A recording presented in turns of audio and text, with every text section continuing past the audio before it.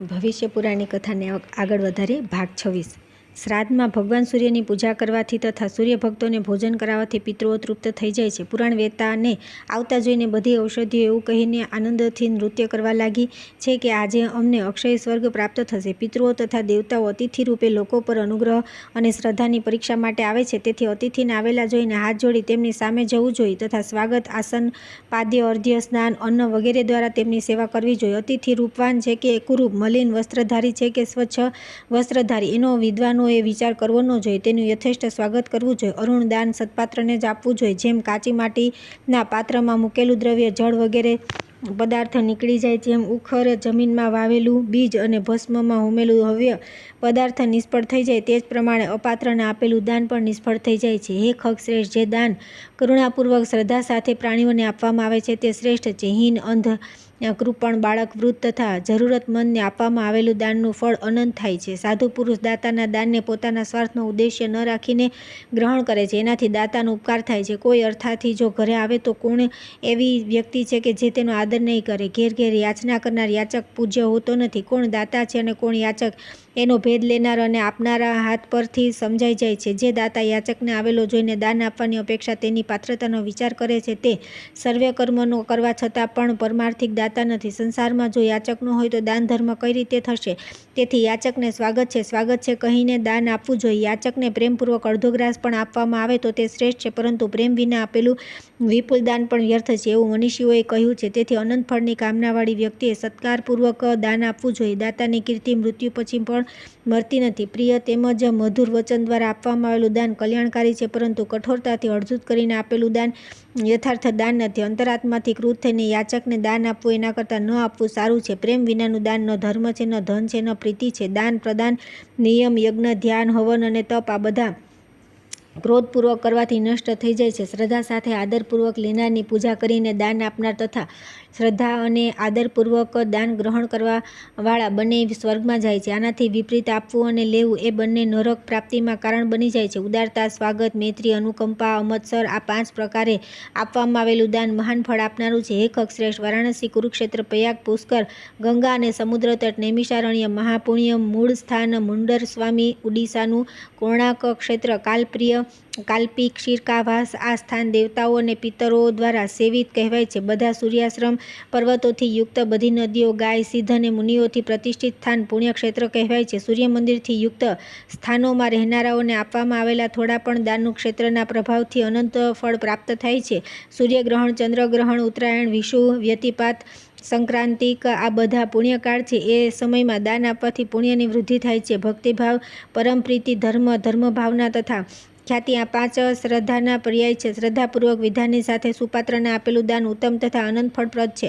તેથી અક્ષય પુણ્યની ઈચ્છાથી શ્રદ્ધાપૂર્વક દાન આપવું જોઈએ. એનાથી વિપરીત આપેલું દાન ભારપૂર્વક છે. આર્ત, દીન અને ગુણવાનને શ્રદ્ધાથી થોડું પણ આપવામાં આવેલું દાન બધી કામનાઓનું પૂરક અને સર્વશ્રેષ્ઠ લોકને પ્રાપ્ત કરાવનારું હોય છે. મનીષીઓએ શ્રદ્ધાને જ દાન માન્યું છે. શ્રદ્ધા જ દાન, શ્રદ્ધા જ પરમ તપ તથા શ્રદ્ધા જ યજ્ઞ અને શ્રદ્ધા જ પરમ ઉપવાસ છે. અહિંસા, ક્ષમા, સત્ય, નમ્રતા, શ્રદ્ધા, ઇન્દ્રિય સંયમ, દાન, યજ્ઞ, તપ તથા ધ્યાન આ 10 ધર્મના સાધન છે. પરસ્ત્રી તથા પરદ્રવ્યની અપેક્ષા કરનાર અને ગુરુઆર્ત, આસક્ત, વિદેશમાં ગયેલા તથા શત્રુથી પરાજિત વ્યક્તિને કષ્ટ આપનાર પાપકર્મી કહેવાય છે. આવી વ્યક્તિઓનો પરિત્યાગ કરી દેવો જોઈએ, પરંતુ તેની ભાર્યા, તેના મિત્ર તથા પુત્રનું અપમાન કરવું ન જોઈએ. તેમનું અપમાન કરવું ગુરુનિંદા જેવું પાપ માનવામાં આવ્યું છે. બ્રાહ્મણને મારનાર, સુરાપાન કરનાર, સુવર્ણ ચોર, ગુરુની શૈયા પર શયન કરનાર તથા એમની સાથે સંપર્ક રાખનાર આ 5 મહાપાતકી કહેવામાં આવે છે. જે ક્રોધ, દ્વેષ, ભય તથા લોભથી બ્રાહ્મણનું અપમાન કરે છે તે બ્રહ્મત્યારો કહેવાય છે. જે યાચના કરનારને અને બ્રાહ્મણને બોલાવીને મારી પાસે કંઈ નથી આમ કહીને કશું જ આપ્યા વિના પાછો કાઢે છે તે ચાંડાળ જેવો છે. દેવ, દ્વિજ અને ગાયને માટે પૂર્વે આપેલા વચનને પાળતો નથી તે બ્રહ્મઘાતી છે. જે મૂર્ખ સ્વર્ગજ્ઞાનને પ્રાપ્ત કરી તેનો પરિત્યાગ કરી દે છે, અર્થાત તે અનુસાર આચરણ કરતો નથી, તેને મદિરાપાન કરનાર જેવો સમજવો જોઈએ. અગ્નિહોત્રના પરિત્યાગી, માતા પિતાનો પરિત્યાગ, કુકર્મના સાક્ષી, મિત્રઘાતી, સૂર્યભક્તોના અપ્રિયને પંચયજ્ઞ ન કરનારા, અભ્યક્ષનું ભક્ષણ કરનાર તથા નિરપરાધ પ્રાણીઓને મારનારને સર્વાધિપત્યની પ્રાપ્તિ થતી નથી. સર્વ જગતપતિની ભાનુની આરાધનાથી આત્મલોકનું આધિપત્ય પ્રાપ્ત થાય છે. તેથી મોક્ષકામીએ ભોગની આસક્તિનો પરિત્યાગ કરી દેવો જોઈએ. જે વિરક્ત છે, શાંતચિત્ત છે, જે સૂર્ય સંબંધી લોકને પ્રાપ્ત કરે છે. ત્યાર પછી આવે છે પાતક ઉપાતક યમમાર્ગ તથા યમ યાતનાનું વર્ણન. સપ્તસ્વાલી તિલક ભગવાન સૂર્યએ કહ્યું કે હે ખગશ્રેષ્ઠ, માનસિક, વાચિક તથા કાયિક ભેદથી પાપ અનેક પ્રકારના હોય છે જે નરક પ્રાપ્તિના કારણ છે. તેમને હું સંક્ષેપમાં જણાવી રહ્યો છું. ગાયોના માર્ગમાં, વનમાં, નગરમાં અને ગામમાં આગ લગાડવી વગેરે સુરાપાન જેવા મહાપાતક છે. પુરુષ, સ્ત્રી, હાથી તથા ઘોડાઓનું અપહરણ કરવું તથા ગોચર ભૂમિમાં ઉત્પન્ન પાકને નષ્ટ કરવો, ચંદન, અગર, કપૂર, કસ્તુરી, રેશમી વસ્ત્ર વગેરેની ચોરી કરવી અને અનામત મૂકેલી વસ્તુને પાછી ન આપવી, આ બધા સોનાની ચોરી જેવા મહાપાતક છે. કન્યાનું અપહરણ, પુત્ર, મિત્રની સ્ત્રી તથા બહેન પ્રત્યે દુરાચરણ, કુમારી કન્યા અને અત્યંજ સ્ત્રીની સાથે સહવાસ, સવર્ણો સાથે ગમન, આ બધા ગુરુપત્ની ગમન જેવા મહાપાતક છે. બ્રાહ્મણને પૈસા આપવાનું વચન આપીને ન આપનાર, સદાચારીની પત્નીનો પરિત્યાગ કરનાર, સાધુ બંધુ તેમજ તપસ્વીઓનો ત્યાગ કરનાર, ગાય, ભૂમિ, સુવર્ણ અને પ્રયત્નપૂર્વક હડપ કરનાર, ભગવત ભક્તોને પરેશાન કરનાર, ધન, ધાન્ય તથા પશુ વગેરેની ચોરી કરવાવાળા તથા અપૂજ્યોની પૂજા કરનાર બધા ઉપાતકી છે. સ્ત્રીઓની રક્ષા ન કરવી, ઋષિઓને દાન ન આપવું, દેવતા, અગ્નિ, સાધુ, સાધ્વી, ગાય તથા બ્રાહ્મણની નિંદા કરવી, પિતર તથા દેવતાઓનું ખંડન, પોતાના કર્તવ્ય કર્મનો પરિત્યાગ, દુશીલતા, નાસ્તિકતા, પશુ સાથે દુરાચરણ, રજસ્વલા સાથે દુરાચાર, અપ્રિય બોલવું, વિભાજન કરાવવું વગેરે ઉપાતક છે. જે ગાય, બ્રાહ્મણ, અન્ન, સંપદા, તેજસ્વી અને સાધુઓના નિંદક છે તે નરકગામી છે. પરિશ્રમપૂર્વક તપસ્યા કરનાર, છિદ્રો જોનાર, પર્વત, ગૌશાળા, અગ્નિ, જળ, વૃક્ષોની છાયા, ઉદ્યાન તથા દેવ્યાતનમાં મળમૂત્રનો ત્યાગ કરનાર, કામ, ક્રોધ તથા મદથી છકેલો, બીજાના દોષો શોધવામાં તત્પર, પાખંડીઓનો અનુગામી, માર્ગ રોકનાર, બીજાની સીમાને દબાવી દેનાર, નીચ કર્મ કરનાર, સેવકો પ્રત્યે અતિશય નિર્દયી, પશુઓનું દમન કરનાર, બીજાની ગુપ્ત વાતોને કાન દઈ સાંભળનાર, ગાયને મારવી અથવા તેને વારંવાર ત્રાસ આપનાર, અશક્તની સહાયતા ન કરનાર, અતિશય ભાર ચડાવીને પ્રાણીને કષ્ટ આપનાર, અસમર્થ પશુને હડકે ગાડામાં જોતરનાર, આ બધા પાતકી છે તથા નરકગામી થાય છે. જે પરોક્ષમાં કઈ રીતે પણ અલ્પ ધનની ચોરી કરે છે તે અવશ્ય નરકમાં જાય છે. આવા પાપીઓને મૃત્યુ બાદ યમલોકમાં યાતના શરીરની પ્રાપ્તિ થાય છે. યમરાજની આજ્ઞાથી યમદૂતો તેને યમલોકમાં લઈ જાય છે અને ત્યાં તેને ભારે દુઃખ આપે છે. અધર્મ આચરનાર પ્રાણીઓના શાસક ધર્મરાજ છે. આ લોકમાં જે પરસ્ત્રીગામી છે, ચોરી કરે છે, કોઈની સાથે અન્યાયપૂર્વક વ્યવહાર કરે છે, તો આ લોકનો રાજા તેને દંડ આપે છે, પરંતુ છાનું પાપ કરનારને ધર્મરાજ દંડ આપે છે. તેથી કરેલા પાપોનું પ્રાયશ્ચિત કરવું જોઈએ. અનેક પ્રકારના શાસ્ત્રમાં જણાવેલા પ્રાયશ્ચિતો દ્વારા પાતક નષ્ટ થઈ જાય છે. શરીરથી, મનથી અને વાણી દ્વારા કરેલા પાપ ભોગવ્યા વિના અન્ય કોઈ રીતે નષ્ટ થતા નથી. જે વ્યક્તિ સ્વયં સારા કામ કરાવે છે અથવા તેનું સમર્થન કરે છે તે ઉત્તમ સુખ પ્રાપ્ત કરે છે. સપ્તસ્વ તિલક ભગવાન સૂર્ય ફરી કહ્યું કે હે ખગશ્રેષ્ઠ, પાપ કરનારાઓને પોતાના પાપ કારણે ઘોર યાતનાઓ ભોગવવી પડે છે. ગર્ભસ્થ, તરતનું જન્મેલું બાળક, તરુણ, મધ્યમ, વૃદ્ધ, સ્ત્રી, પુરુષ, નપુંસક બધા શરીરધારીઓને યમલોકમાં પોતાના શુભ અશુભ કર્મના ફળ ભોગવવા પડે છે. ત્યાં સત્યવાદી, ચિત્રગુપ્ત વગેરે ધર્મરાજને જે પણ અશુભ શુભ કર્મની જાણ કરે છે તે કર્મોના ફળ તે પ્રાણીને અવશ્ય ભોગવવા પડે છે. જે સૌમ્ય હૃદય, દયા, સમન્વિત તથા શુભ કર્મ કરવાવાળા છે તે સૌમ્ય માર્ગથી, અને જે મનુષ્ય ક્રૂર કર્મ કરનારા તથા પાપાચારી છે તે ઘોર દક્ષિણ માર્ગથી કષ્ટ સહન કરતા રહી યમપુરીમાં જાય છે. વૈવસ્વપુરી 86,080 યોજન વિસ્તારની છે. શુભ કર્મ કરનાર વ્યક્તિઓને આ ધર્મપુરી સમીપદ લાગે છે અને ઘોર માર્ગથી જનારા પાપીઓને અતિશય દૂર. યમપુરીનો માર્ગ અતિ ભયંકર છે. ક્યાંક કાંટા બિછાવેલા છે અને ક્યાંક રેતી જ રેતી, ક્યાંક માર્ગ તલવારની ધાર જેવો છે, ક્યાંક અણીદાર પર્વત છે, ક્યાંક અસહ્ય આકરો તાપ છે, ક્યાંક ખાઈઓ અને ક્યાંક લોઢાના ખીલા છે, ક્યાંક વૃક્ષો તથા પર્વતો પરથી પટકી દેવામાં આવતા તે પાપી જીવ પ્રેતોથી યુક્ત માર્ગમાં ત્રાસપૂર્ણ યાત્રા કરે છે. ક્યાંક ઊંચા નીચા, ક્યાંક કાંકરા અને ક્યાંક ગરમ રેતીના રસ્તા પરથી ચાલવું પડે છે. ક્યાંક ઘોર અંધકાર ભર્યો ભયંકર કષ્ટમય માર્ગ કોઈના પણ આશ્રય વિના પસાર કરવો પડે છે. ક્યાંક શિંગડાઓથી છવાયેલા માર્ગથી, ક્યાંક દાવાગ્નિથી પરિપૂર્ણ માર્ગથી, ક્યાંક તપેલા પર્વત પરથી, ક્યાંક બરફથી આચ્છાદિત માર્ગથી અને ક્યાંક અગ્નિમય માર્ગથી પસાર થવું પડે છે. તે માર્ગમાં ક્યાંક સિંહ, ક્યાંક વાઘ, ક્યાંક કરડી જતા ભયંકર કીડા, ક્યાંક ભયંકર જળો, ક્યાંક અજગર, ક્યાંક ભયંકર માખો, ક્યાંક વિષ ઓગતા સર્પ, ક્યાંક વિશાળ મદોન્મદ પ્રમાદી હાથીઓ, ક્યાંક ભયંકર વીંછીઓ, ક્યાંક મોટા મોટા શિંગડાવાળા મહર્ષિ, રૌદ્ર ડાકણો, ભયંકર રાક્ષસ તથા ભયંકર વ્યાધિઓ તેને યાતના આપે છે. આ બધી યાતનાઓ ભોગવતો રહી તે પાપી યમ માર્ગે જાય છે. તેના પર ક્યારેય પાષાણની વૃષ્ટિ થાય છે, ક્યારેક વીજળી પડે છે તથા ક્યારેક વાયુના પ્રચંડ તોફાનમાં તેને ગબડાવવામાં આવે છે અને ક્યાંક અંગારાની વૃષ્ટિ થાય છે. આવા ભયંકર માર્ગોથી પાપાચરણ કરવાવાળા ભૂખ તૃષાથી વ્યાકુળ પામીને પાપીને યમદૂતો યમલોક તરફ લઈ જાય છે. તેથી પાપ છોડીને પુણ્યકર્મનું આચરણ કરવું જોઈએ. પુણ્યથી દેવત્વ પ્રાપ્ત થાય છે અને પાપથી નરકની પ્રાપ્તિ થાય છે. જે થોડા સમય માટે પણ મનથી ભગવાન સૂર્યની પૂજા કરે છે તે કદી પણ યમપુરીમાં જતો નથી. જે આ પૃથ્વી પર બધી રીતે ભગવાન ભાસ્કરની પૂજા કરે છે તેઓ પાપથી એ રીતે લિપ્ત થતા નથી જેમ કમળપત્ર જળથી. તેથી બધી રીતે ભુવન ભાસ્કરની ભક્તિપૂર્વક આરાધના કરવી જોઈએ. ત્યાર પછી આવે છે સપ્તમી વ્રતમાં દંત ધાવન વિધિ વર્ણન. ભગવાન સૂર્ય કહ્યું કે વિંતાનંદન અરુણ આયનકાળ વિષવવૃત્ત સંક્રાંતિ તથા ગ્રહણ કાળમાં સદા ભગવાન સૂર્યની પૂજા કરવી જોઈએ. સપ્તમીએ તો વિશેષ રૂપે તેમની પૂજા કરવી જોઈએ. સપ્તમી તિથિઓ પણ 7 પ્રકારની છે. અર્ક સંપુટિકા સપ્તમી, મરીચી સપ્તમી, નિંબ સપ્તમી, ફળ સપ્તમી, અનોદના સપ્તમી, વિજય સપ્તમી તથા 7મી કામિકા સપ્તમી. માક્ષર માસમાં શુક્લ પક્ષમી તિથિએ ઉપવાસ કરવો જોઈએ. આર્ત વ્યક્તિના માટે માસ અને પક્ષનો નિયમ નથી. રાત્રિ પૂરી થવામાં અડધો પ્રહર બાકી હોય ત્યારે દાતણ કરવું જોઈએ. મહોડાનું દાતણ કરવાથી પુત્ર પ્રાપ્તિ, ભૂંગરાજના દાતણથી દુઃખનાશન, બોર અને બૃહતિના દાતણથી તરત જ રોગમુક્તિ, બીલીથી ઐશ્વર્ય પ્રાપ્તિ, ખેરથી ધન સંચય, કંદમથી શત્રુનાશ, અતિમુક્તથી અર્થ પ્રાપ્તિ, અરડુસીથી ગુરુતા પ્રાપ્તિ થાય છે. પીપળાના દાતણથી યશ અને જ્ઞાતિમાં પ્રધાનતા તથા કરેણ દ્રઢ પરિજ્ઞાન પ્રાપ્ત થાય છે. શિરીષના દાતણથી વિપુલ ધન અને પ્રિયંગનું પરમ સૌભાગ્યની પ્રાપ્તિ થાય છે. અપેક્ષિત અર્થની સિદ્ધિ માટે સુખપૂર્વક બેસી વાણીને સંયમ કરી નીચે લખેલા મંત્રથી દાતણના વૃક્ષની પ્રાર્થના કરી દાતણ કરવું. વરમ ત્વમભિજાનામિ કામદમ ચ વનસ્પતે સિદ્ધિમ પ્રયચ્છ મે નિત્યમ દંતકાષ્ઠ નમોસ્તુતે. હે વનસ્પતિ, તમે શ્રેષ્ઠ કામનાઓ પ્રદાન કરનાર છો એવું હું સારી રીતે જાણું છું. હે દંતકાષ્ઠ, મને સિદ્ધિ પ્રાપ્ત કરાવો, તમને નમસ્કાર છે. આ મંત્રને 3 વાર જપ કરી દાતણ કરવું જોઈએ. બીજા દિવસે પવિત્ર થઈ ભગવાન સૂર્યને પ્રણામ કરી યથેષ્ટ જપ કરવા. ત્યાર પછી અગ્નિમાં હવન કરવું. અપરાકાળમાં માટી, ગોબર અને જળથી સ્નાન કરીને વિધિપૂર્વક નિયમ સાથે સફેદ વસ્ત્ર ધારણ કરીને પવિત્ર થઈ દેવાધિદેવ દિવાકરની ભક્તિપૂર્વક વિધિવત પૂજા અને ગાયત્રીના જપ કરવા. ત્યાર પછી આવે છે સ્વપ્નફળ વર્ણન તથા ઉદક સપ્તમી વ્રત. ભગવાન સૂર્ય કહ્યું કે હે ખગરાજ વ્રતીએ જપ, હોમ વગેરે બધી ક્રિયાઓને વિધિપૂર્વક સંપન્ન કરી દેવાધિદેવ ભગવાન સૂર્યનું ધ્યાન કરતા રહીને ભૂમિ પર શયન કરવું જોઈએ. સ્વપ્નમાં જો મનુષ્ય ભગવાન સૂર્ય, ઇન્દ્રધ્વજ તથા ચંદ્રમાને જોએ તો તેને સર્વ સમૃદ્ધિઓ સુલભ થાય છે. શૃંગાર, ચામર, દર્પણ, સુવર્ણ અલંકાર, રુધિરાસ્ત્રાવ તથા કેશપાતને જોએ તો ઐશ્વર્ય લાભ થાય છે. સ્વપ્નમાં વૃક્ષાધિરોપણ શીઘ્ર ઐશ્વર્યદાયક છે. મહિષી, સિંહ તથા ગાયનું સ્વહસ્તે દોહન અને તેમને બાંધવાથી રાજ્ય પ્રાપ્તિ થાય છે.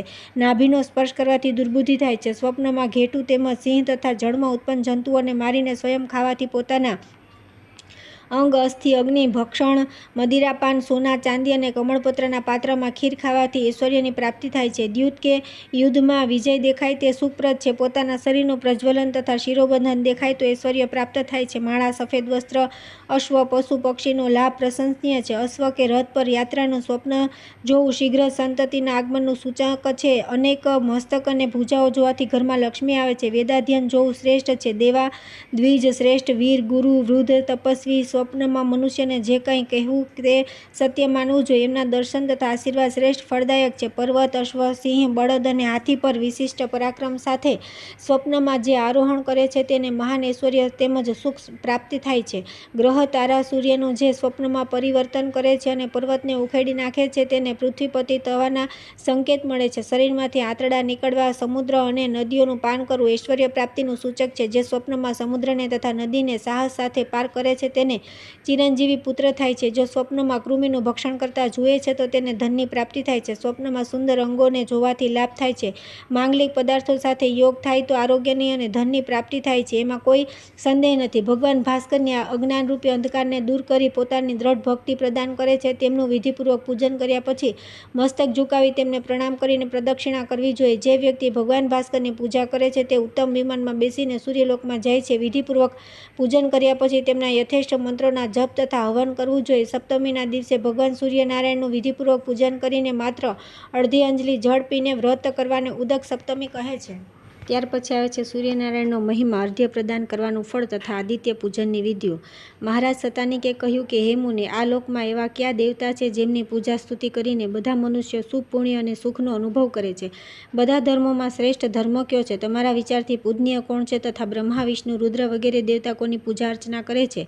અને આદિદેવ કયા દેવતાને કહેવામાં આવે છે? સુમંતુ મુનિ બોલ્યા કે હે રાજન, હું આ વિશે ભગવાન વેદવ્યાસ અને ભીષ્મ પિતામહના તે સંવાદને કહી રહ્યો છું જે સર્વ પાપોનો નાશ કરનાર તથા સુપ્રત છે તે તમે સાંભળો. એક સમયે ગંગા તટે વેદવ્યાસજી બેઠા હતા. તેઓ અગ્નિ જેવા જાજવલ્યમાન, આદિત્ય જેવા તેજસ્વી, સાક્ષાત નારાયણ જેવા દેખાતા હતા. ભગવાન વેદવ્યાસ મહાભારતના કર્તા તથા વેદના અર્થોને પ્રકાશિત કરવાવાળા છે અને ઋષિઓ તથા રાજર્ષિઓના આચાર્ય છે. કુરુવંશના સ્રષ્ટા છે, સાથે સાથે મારા પરમ પૂજ્ય છે. આ વેદવ્યાસજીની પાસે કુરુશ્રેષ્ઠ મહાતેજસ્વી ભીષ્મજી આવ્યા અને તેમને પ્રણામ કરીને કહેવા લાગ્યા. ભીષ્મ પિતામહે પૂછ્યું કે હે મહામતે પરાશર નંદન, તમે સંપૂર્ણ વાંગ્મય વ્યાખ્યા મારી સામે કરી છે, પરંતુ મને ભગવાન ભાસ્કર વિશે સંશય ઉત્પન્ન થયો રહ્યો છે. સર્વપ્રથમ ભગવાન આદિત્યને નમસ્કાર કર્યા પછી જ અન્ય દેવતાઓને નમસ્કાર કરવામાં આવે છે. એમાં શું કારણ છે? આ ભગવાન ભાસ્કર કોણ છે? ક્યાંથી ઉત્પન્ન થયા છે? હે દ્વિજશ્રેષ્ઠ, આ લોકના કલ્યાણ માટે તે પરમ તત્વ વિશે કહો, મારી જાણવાની બહુ જિજ્ઞાસા છે. વ્યાસજીએ કહ્યું કે હે ભીષ્મ, તમે ખરેખર કિંકર્તવ્ય વિમૂઢ થઈ ગયા છો. એમાં કંઈ સંદેહ નથી કે ભગવાન ભાસ્કરની સ્તુતિ, પૂજન, અર્ચન બધા સિદ્ધ અને બ્રહ્માદિ દેવતાઓ કરે છે. બધા દેવતાઓમાં આદિદેવ ભગવાન ભાસ્કર જ કહે છે કે આ સંસાર સાગરના અંધકારને દૂર કરીને સર્વ લોક અને દિશાઓને પ્રકાશિત કરે છે. સર્વ ધર્મોમાં શ્રેષ્ઠ ધર્મ સ્વરૂપ છે, પૂજ્યતમ છે. બ્રહ્મા, વિષ્ણુ, શિવ વગેરે બધા દેવતા આદિદેવ ભગવાન આદિત્યની પૂજા કરે છે. આદિત્ય જ અદિતિ અને કશ્યપના પુત્ર છે. એ આદિકર્તા છે, તેથી પણ આદિત્ય કહેવાય છે. ભગવાન આદિત્ય જે સંપૂર્ણ જગતને ઉત્પન્ન કર્યું છે. દેવતા, અસુર, ગંધર્વ, સર્પ, રાક્ષસ, પક્ષી વગેરે તથા ઇન્દ્રાદિ દેવતા, બ્રહ્મા, દક્ષ, કશ્યપ બધાના આદિકરણ ભગવાન આદિત્ય જ છે. ભગવાન આદિત્ય સર્વ દેવતાઓમાં શ્રેષ્ઠ અને પૂજિત છે. ભીષ્મ પિતામહે પૂછ્યું કે પરાશર નંદન મહર્ષિ વ્યાસજી, જો ભગવાન સૂર્યનારાયણનો આટલો વિશેષ પ્રભાવ છે તો પ્રાતઃ, મધ્યાહન અને સાયંકાળ આ ત્રણેય કાળમાં રાક્ષસો વગેરે તેમને કઈ રીતે પરેશાન કરે છે તથા ભગવાન આદિત્ય પછી કઈ રીતે ચક્રવત ઘૂમતા રહે છે? હે દ્વિજોત્તમ, રાહુ તેમને કઈ રીતે ગળી જાય છે? વ્યાસજીએ કહ્યું કે પિશાચ, સર્પ, ડાકીની, દાનવ વગેરે જે ક્રોધથી ઉન્મત્ત થઈ ભગવાન સૂર્યનારાયણ પર આક્રમણ કરે છે, ભગવાન સૂર્યનારાયણ તેમને પ્રતાડિત કરે છે. આ મુહૂર્ત વગેરે કાળ સ્વરૂપ ભગવાન સૂર્યનો પ્રભાવ છે. સંસારમાં ધર્મ એકમાત્ર ભગવાન સૂર્યનો આધાર લઈને પ્રવર્તિત થાય છે. બ્રહ્માદિ દેવતા સૂર્યમંડળમાં સ્થિત રહે છે. ભગવાન સૂર્યનારાયણને નમસ્કાર કરવા માત્રથી સર્વ દેવતાઓને નમસ્કાર પ્રાપ્ત થઈ જાય છે. ત્રણેય કાળમાં સંધ્યા કરવાવાળા બ્રાહ્મણો ભગવાન આદિત્યને પ્રણામ કરે છે. ભગવાન ભાસ્કરના બિંબની નીચે રાહુ સ્થિત છે. અમૃતની ઈચ્છા કરનાર રાહુ વિમાનસ્થ અમૃત કુંભમાંથી થોડું પણ અમૃત છલકાય ત્યારે તે અમૃતને પ્રાપ્ત કરવાના ઉદ્દેશથી જ્યારે વિમાનની અતિ નિકટ જાય ત્યારે એવું લાગે છે કે રાહુએ સૂર્યનારાયણને ગળી લીધા છે. તેને જ ગ્રહણ કહેવામાં આવે છે. આદિત્ય ભગવાનને કોઈ ગળી શકે એમ નથી, કેમ કે તેઓ જ આ ચરાચર જગતનો વિનાશ કરવાવાળા છે. દિવસ, રાત્રિ, મુહૂર્ત વગેરે બધા આદિત્ય ભગવાનના પ્રભાવથી પ્રકાશિત થાય છે. દિવસ રાત, ધર્મ, અધર્મ જે કંઈ આ સંસારમાં દ્રષ્ટિગોચર થઈ રહ્યું છે તે બધાને ભગવાન આદિત્ય જ ઉત્પન્ન કરે છે. તેઓ જ તેનો વિનાશ પણ કરે છે. જે વ્યક્તિ ભગવાન આદિત્યની ભક્તિપૂર્વક પૂજા કરે છે તે વ્યક્તિને ભગવાન આદિત્ય શીઘ્ર સંતુષ્ટ થઈને વર પ્રદાન કરે છે તથા બળ, વીર્ય, સિદ્ધિ, ઔષધિ, ધન, ધાન્ય, સુવર્ણ, રૂપ, સૌભાગ્ય, આરોગ્ય, યશ, કીર્તિ, પુત્ર, પૌત્રાદિ અને મોક્ષ વગેરે બધું જ પ્રદાન કરે છે. એમાં શંકા નથી. ભીષ્મે કહ્યું કે હે મહાત્મન, હવે તમે મને સૌર ધર્મના સ્નાનની વિધિ રહસ્ય સહિત કહો, જેથી ભગવાન આદિત્યની પૂજા કરી મનુષ્ય સર્વ પ્રકારના દોષોથી છુટકારો પ્રાપ્ત કરી લે છે. વ્યાસજી બોલ્યા કે હે ભીષ્મ, હું સૌર સ્નાનની સંક્ષિપ્ત વિધિ કહી રહ્યો છું, જે સર્વ પ્રકારના પાપોને નિવૃત્ત કરી દે છે. સર્વપ્રથમ પવિત્ર સ્નાનથી માટી લઈ શરીર પર લગાડવી, પછી જળને અભિમંત્રિત કરી સ્નાન કરવું, શંખ, શરણાઈ વગેરેના ધ્વનિ સાથે સૂર્યનારાયણનું ધ્યાન કરવું જોઈએ. ભગવાન સૂર્યના હામ, હિમ, સહ આ મંત્રરાજથી આચમન કરવું જોઈએ. પછી દેવતાઓ તથા ઋષિઓનું તર્પણ અને સ્તુતિ કરવી જોઈએ. અપસવ્ય થઈ પિતરોનું તર્પણ કરવું, પછી સંધ્યા વંદન કરવું, પછી ભગવાન ભાસ્કરને અંજલિથી જળ આપવું જોઈએ. સ્નાન કરાવ્યા બાદ ત્ર્યક્ષર મંત્ર હામ, હિમ, સહ અથવા ષડાક્ષર મંત્ર ખોખોલકાય નમના જપ કરવા જોઈએ. જે મંત્રરાજને પૂર્વે કહ્યો છે તે મંત્રરાજથી હૃદયાદિ ન્યાસ કરવો જોઈએ. મંત્રને હૃદયંગમ કરીને ભગવાન સૂર્યનારાયણને અર્ઘ્ય પ્રદાન કરવો જોઈએ. એક તામ્રપત્રમાં ગંધ, લાલ ચંદન વગેરેથી સૂર્યમંડળ બનાવી તેમાં કરેણ વગેરેના પુષ્પો, ગંધોદક, લાલ ચંદન, દર્ભ, તલ, ચોખા વગેરે મૂકીને ઘૂંટણો વાળીને તે તાંબાના પાત્રને ઉઠાવીને માથાને અડકાળવું અને ભક્તિપૂર્વક હામ, હિમ, સહ આ મંત્રરાજથી ભગવાન સૂર્યનારાયણને અર્ઘ્ય પ્રદાન કરવો. જે વ્યક્તિ આ વિધિથી ભગવાન આદિત્યને અર્ઘ્ય આપે છે તે બધા પાપોથી મુક્ત થઈ જાય છે. હજારો સંક્રાંતિઓ, હજારો ચંદ્રગ્રહણો, હજારો ગાયોના દાન તથા પુષ્કર તેમજ કુરુક્ષેત્ર વગેરે તીર્થોમાં સ્નાન કરવાથી જે ફળ પ્રાપ્ત થાય છે તે ફળ માત્ર સૂર્યનારાયણને અર્ઘ્ય પ્રદાન કરવાથી પ્રાપ્ત થઈ જાય છે. સૌર દીક્ષાવિહીન વ્યક્તિ પણ જો ભગવાન આદિત્યને સંવત્સર પર્યંત અર્ઘ્ય પ્રદાન કરે છે તો તેને પણ તે જ ફળ પ્રાપ્ત થાય છે. એમાં કોઈ સંદેહ નથી. પછી દીક્ષા લઈને જે વિધિપૂર્વક અર્ઘ્ય પ્રદાન કરે છે તે વ્યક્તિ આ સંસાર સાગરને પાર કરી ભગવાન ભાસ્કરમાં વિલીન થઈ જાય છે. ભીષ્મે કહ્યું કે હે બ્રહ્મણ, તમે પાપનાશક સ્નાન વિધિ તો કહી દીધી, હવે કૃપા કરીને તેમની પૂજા વિધિ કહો, જેથી હું ભગવાન ભગવાન સૂર્યની પૂજા કરી શકું. વ્યાસજી બોલ્યા કે હે ભીષ્મ, હવે હું આદિત્ય પૂજનની વિધિ કહી રહ્યો છું.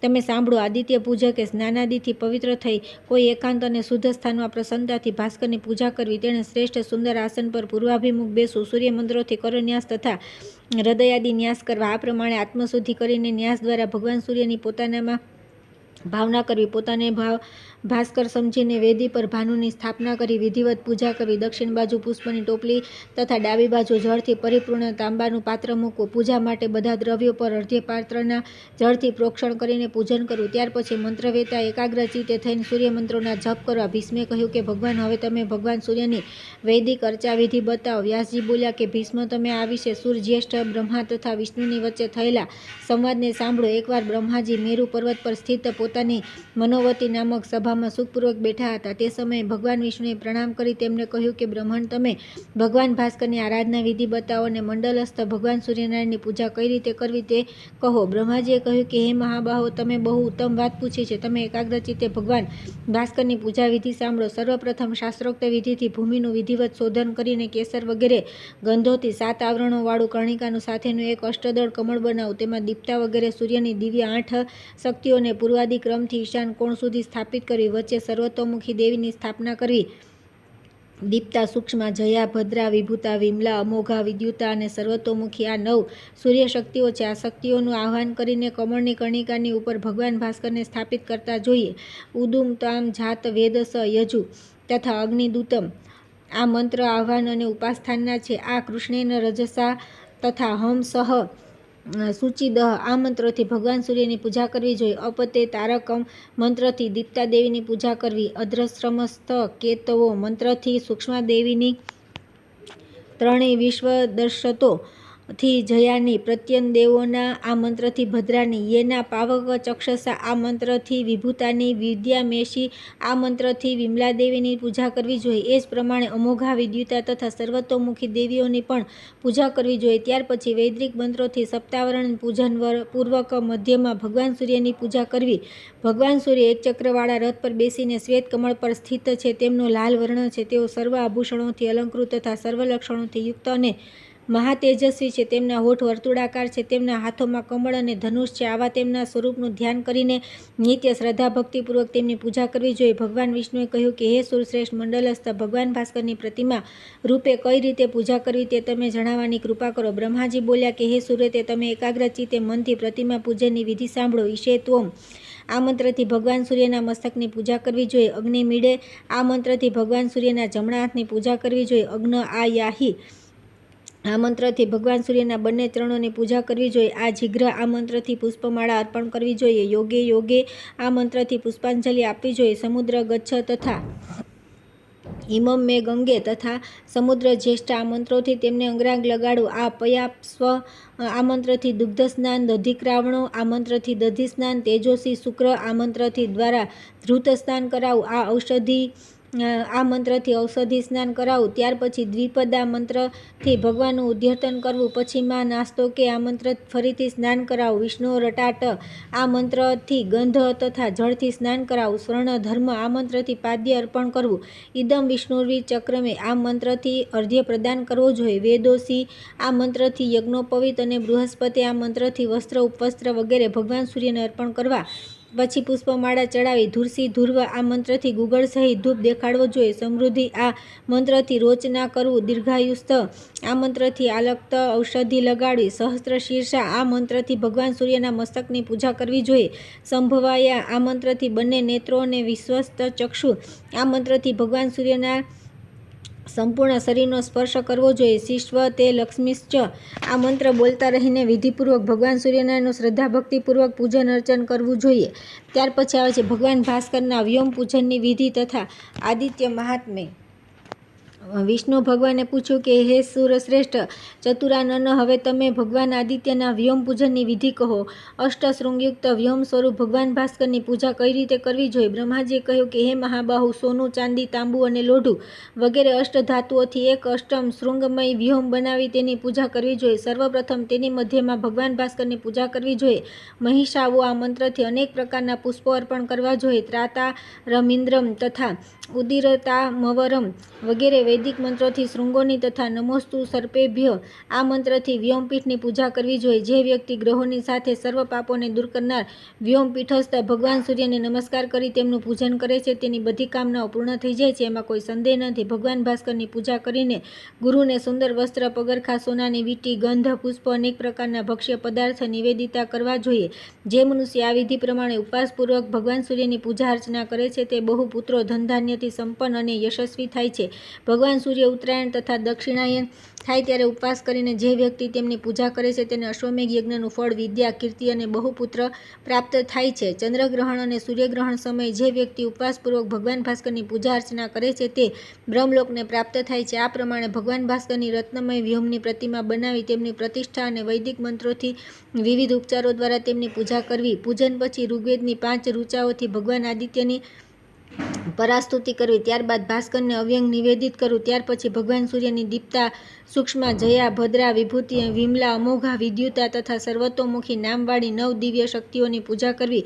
આ વિધિ પ્રમાણે જે ભગવાન સૂર્યની પૂજા કરે છે તે આલોક અને પરલોકમાં સર્વ મનોકામનાઓને પૂર્ણ કરી લે છે. પુત્રની કામનાવાળાને પુત્ર તથા ધનાર્થીને ધન પ્રાપ્ત થઈ જાય છે. કન્યાર્થીને કન્યા અને વેદાર્થીને વેદ પ્રાપ્ત થઈ જાય છે. જે વ્યક્તિ નિષ્કામ ભાવથી ભગવાન સૂર્યની પૂજા કરે છે તેને મોક્ષની પ્રાપ્તિ થઈ જાય છે. આટલું કહી બ્રહ્માજી શાંત થઈ ગયા. વ્યાસજીએ ફરી કહ્યું કે હે ભીષ્મ, હવે તમે ધ્યાન કરવા યોગ્ય ગ્રહના સ્વરૂપનું તથા ભગવાન આદિત્યના મહાત્મ્યનું વર્ણન કરો. ભગવાન સૂર્યનો વર્ણન જપાકુસુમ જેવો લાલ છે. તેઓ મહાતેજસ્વી શ્વેત પદ્મ પર સ્થિત છે. સર્વ લક્ષણોથી સમન્વિત છે. બધા અલંકારોથી વિભૂષિત છે. તેમને એક મુખ છે, 2 ભુજાઓ છે. રક્ત વસ્ત્ર ધારણ કરેલા તેઓ ગ્રહોની મધ્યમાં સ્થિત છે. જે વ્યક્તિ 3 સમય એકાગ્રચિત્તે એમના આ સ્વરૂપનું ધ્યાન કરે છે તે તરત જ આ લોકમાં ધનધાન્ય પ્રાપ્ત કરી લે છે અને સર્વ પાપોથી છૂટીને તેજસ્વી તથા બળવાન થઈ જાય છે.